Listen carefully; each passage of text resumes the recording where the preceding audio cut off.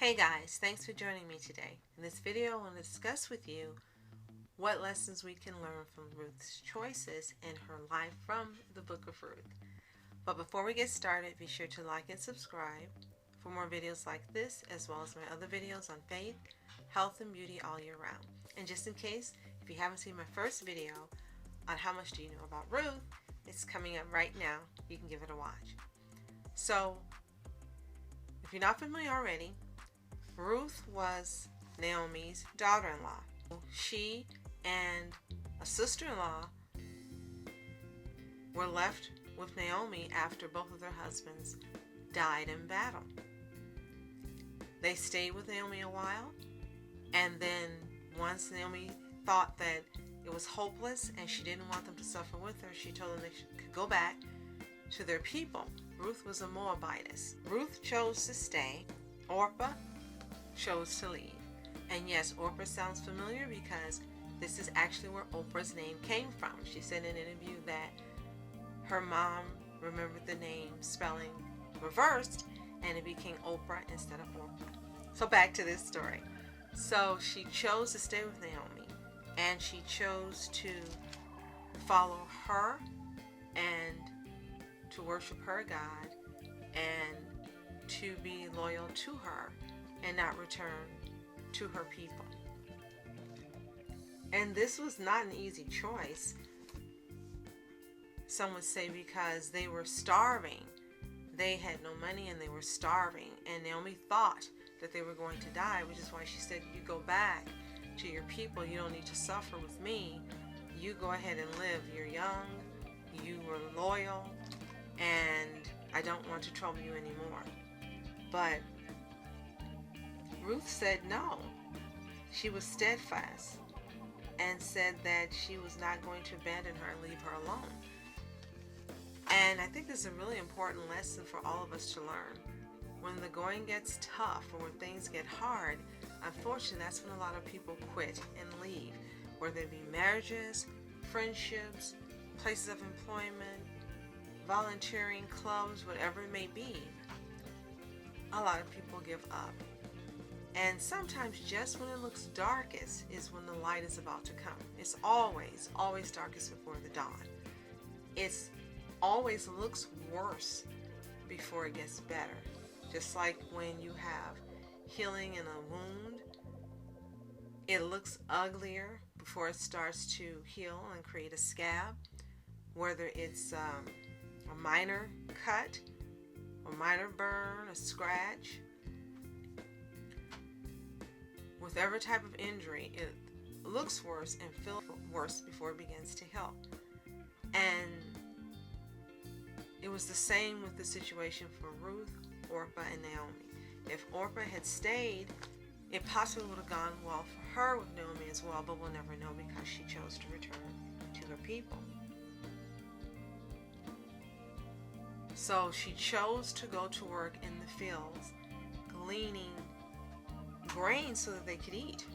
Rice, wheat, barley. And Naomi was very grateful because Naomi was advanced in age and could not do it. So Ruth chose to go. And this is another lesson we can learn. Helping others when they can't help themselves. Being cognizant enough to know this would not be right for this person. This would be a harm to them. Let me step in and help. It may be a minor inconvenience, but it's not going to be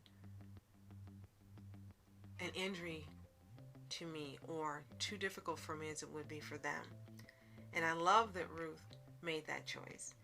And God blessed her for loving her mother-in-law enough to stay with her and to remain her daughter even after her legal obligation at her husband's death was gone. And he blessed her by not only having Boaz, who was one of Naomi's cousins, take an interest in Ruth when he saw her, but helping her by leaving extra grain for her to gather and take home for them to eat. And God moved his heart where he fell in love with Ruth and wanted to marry her. Another choice that Ruth made was to be obedient and listen to Naomi. Now, she could have just done it her way, but Naomi told her there's a certain way we have to do things amongst my people. And she explained to her how to dress a certain way, to lie at his feet when he wakes up, and this will indicate her interest. Also in there, the legalities,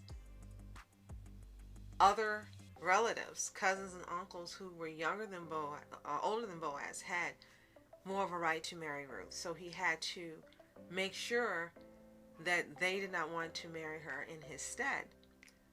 And again, these are things that Ruth didn't encounter amongst her own people.